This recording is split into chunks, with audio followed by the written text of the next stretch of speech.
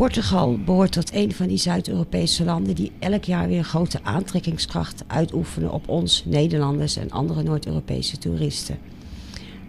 In de meeste gevallen bezoeken de vakantiegangers dan het zuiden van Portugal, de Algarve. Of een hippe stad als Lissabon. Veel minder bekend is het noorden van Portugal. En in het uiterste noorden van Portugal ligt een heel ruig gebied. Een berggebied, Trás-os-Montes. Gerrit Komrij schreef er. Wij gingen de afgelopen zomer met de camera daar op pad en registreerden een gedeelte van het leven daar in Trás-os-Montes. En vandaag bij ons in de studio is de heer Nogueiraramos, als ik het goed uitspreek. Hij is de economische adviseur van de Portugese ambassade in Nederland. Welkom, senor Nogueiraramos. Do I pronounce it right? Almost. First of all, may I ask you, are you a native yourself from Trás-os-Montes? No, I'm from Lisbon, but I know quite well Trás-os-Montes. And in Trás-os-Montes, there has been found evidence of a life already in the 10,000 years before Stone Christ. Age also. Yes, very late Stone Age, 10,000 years before Christ or so. What do we know about the original inhabitants of Trás-os-Montes? Originals, we don't know much, but people were living there, let us say, 2,000 years before Christ, that we know for sure were the Celts, who came not in Stone Age, but in Iron Age, in the late Iron Age, in several vagues, until 700, 800 years before Christ. There is two major populations in the peninsula and also in Portugal, the original stock, the Iberian and the Celts. Today we think the Iberian was the oldest population, who might come from is today Anatolia, Turkey, or even Armenia, and they were mainly is the south of the peninsula, and in the north were the Celts. The mixture of both makes what is called the Celtic Bears. But the area you are speaking about, Trás-os-Montes, is mainly a Celtic area. You can find that in traditions, and in still some vestige of these times. One of the more common ones is some Celtic gods, like the fertility god, who is represented by enormous pig. You saw it in several places. But you also discover this Celtic influence in the traditions. The local traditions, like the cycle of King Arthur, have a local version. And that inspired a lot even the Middle-Age Portuguese literature and Galician literature, because in cultural terms it's the same area, and the local legends, the poetry, the Middle-Age poetry is very based exactly in Celtic influence. And there's also, I understand, artists today, modern artists. I was showing you in the book close to me an object who is completely from Celtic influence. Even in some handcraft, Miranda do Douro are typical Celts. They are very similar to the Scots dances. And the use of several musical instruments like the pipes or the timbres, the way of dancing, all specialists goes to tell you that. Even the Celtic language, close to Brittany, would disappear.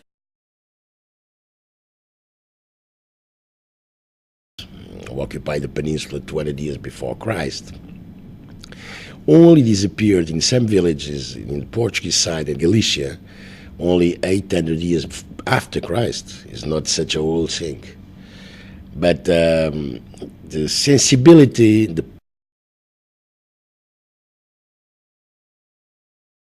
even the legends are typical Celt, for sure with influence, other influence, Christian, Arab influence, but basically they are Celts.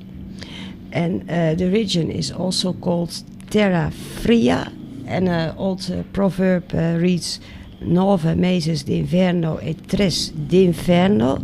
Can you explain this? It's 9 months of winter and 3 months of hell. Yeah, because the reason is because it's very cold in the winter and very hot in summer. It's a continental weather, not continental as Moscow or even Madrid, but you can have in summer 40 degrees or 38 or something like that, and -5 in winter. But there is a spring and autumn. It's not completely continental, but it's much more continental because it's protected than the coastline, because the influence of the ocean are protected by the big mountains, because mountains arrive there 1,600 meters. And the people in these mountains, they lived for ages isolated from the rest of Europe. Is that the reason for this isolation, the mountains? The mountains have been historically all times a poor area. Yes. Might be except in the Roman times, when still the Douro River was carrying gold and was the silver mines in Galicia. But the big mountains and the lack of easy ways of communications, because the Douro River, what you see now is there is dams there, but Douro River was a very wild river, and the lines of communications were only the Roman roads left by the Romans. And part of this interior was quite isolated, and very fast the center of powers were not there. Were in Lisbon, case of Portugal, but also if we have to speak about northwest of the peninsula, Galicia was a very isolated area, also the capital of Spain, because of the Reconquista was coming south and was not a very rich area. It was an area essentially of shepherds. What has been the influence of this isolation on the daily life of the people? The social structure. One of the things is the social structure, and even these traditions we can speak today about a little bit because of this isolation.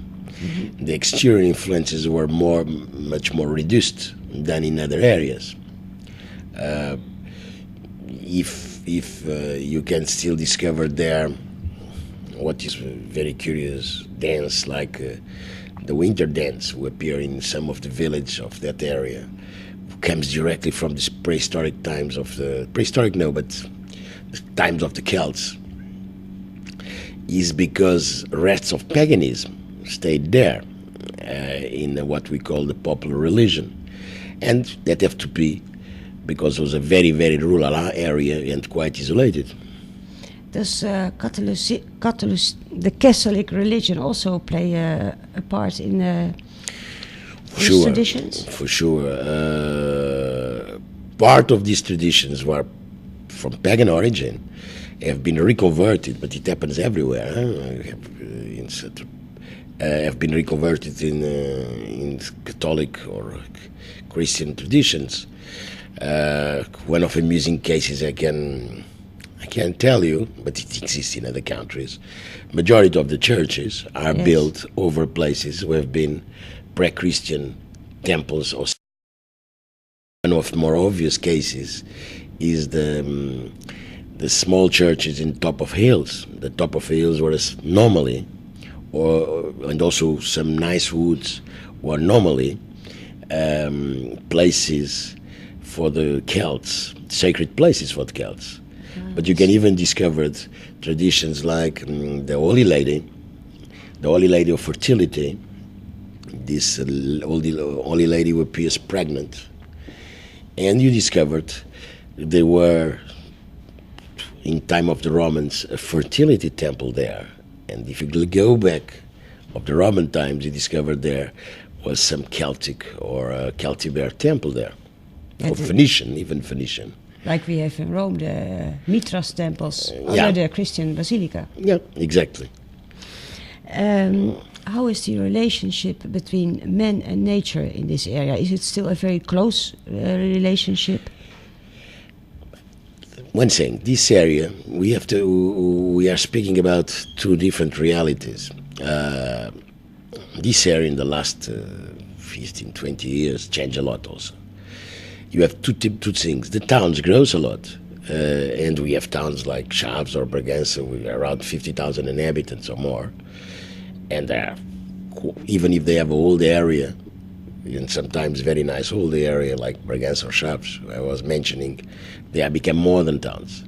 But the people who still live in the very small village who have 4, 10 houses, yes. 50 inhabitants, they live very close to nature, and they live on nature, and like they are normally shepherds, is basically cows and sheep, and they keep a lot of things who are very close to nature. One of linked to the old traditions, still exists some communitarian villages where the cattle goes together to the fields, and the fields yes. are common to today. Still exactly like they were in Middle Age times, or even before that. And they have his own system to elect it, sort of a chief of the village, and they keep a lot of close traditions. Yes, I've seen that, yes. And I also noticed that I think they are very self-supporting. The communitarian village, by definition, by their own names, yes. Is a community. And is a community, small community still is the place.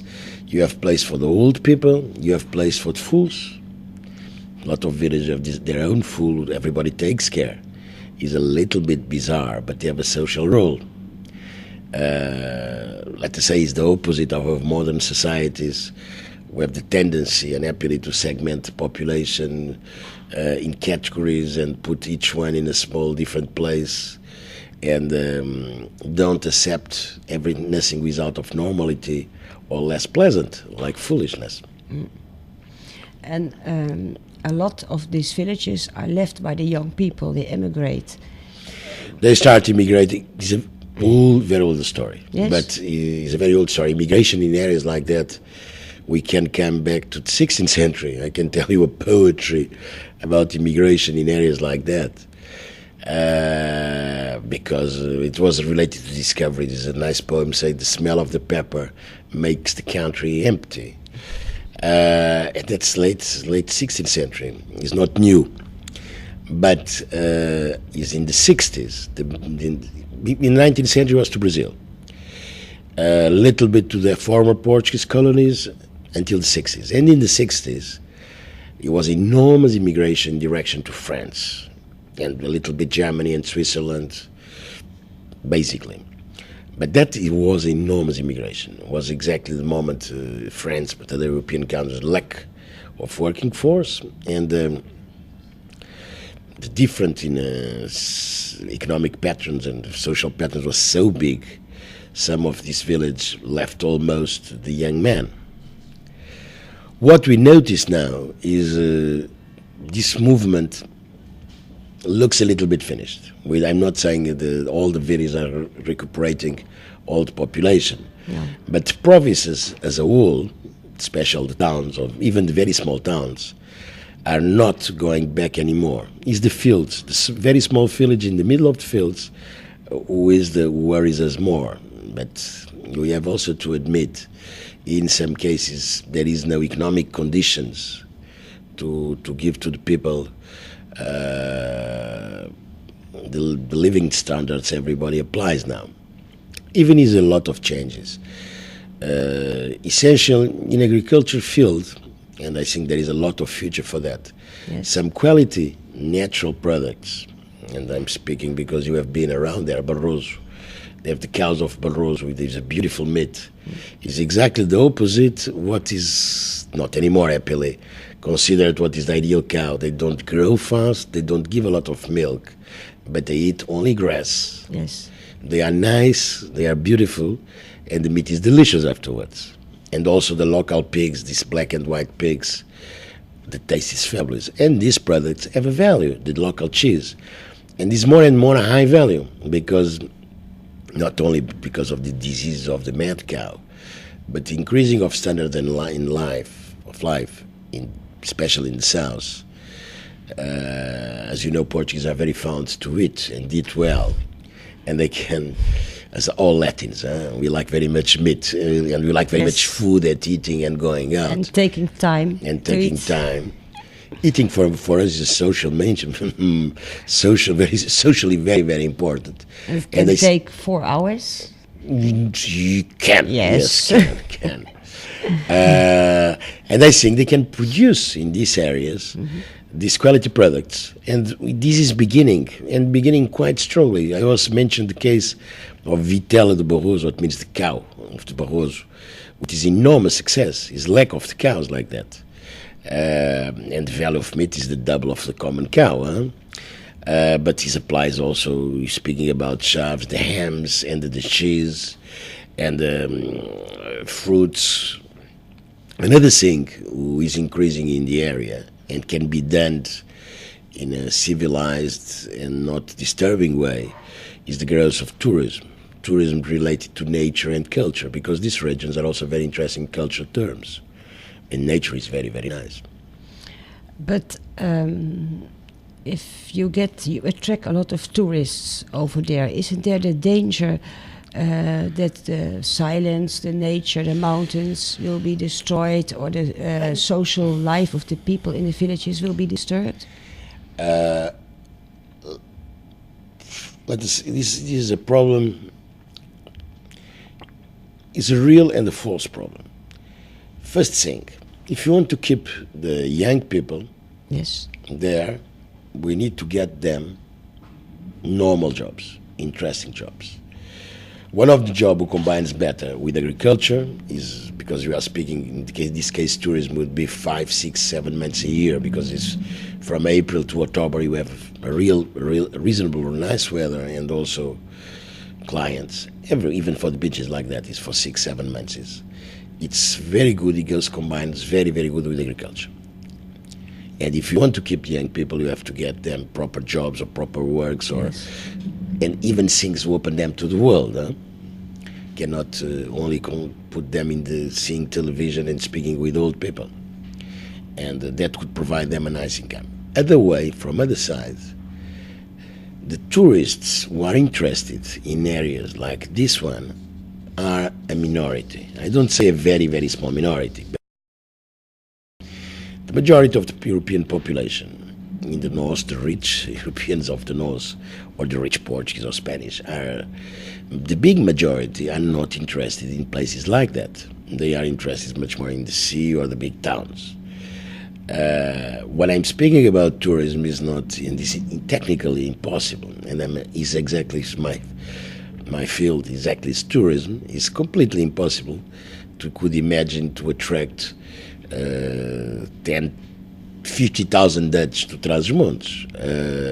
We can attract, might be 10,000 in a year basis, to give you a number. Yes. 10,000, if you are related that to something like, is around 10,000 square kilometers. It's not enormous. And majority, you can only attract people if you have accommodation.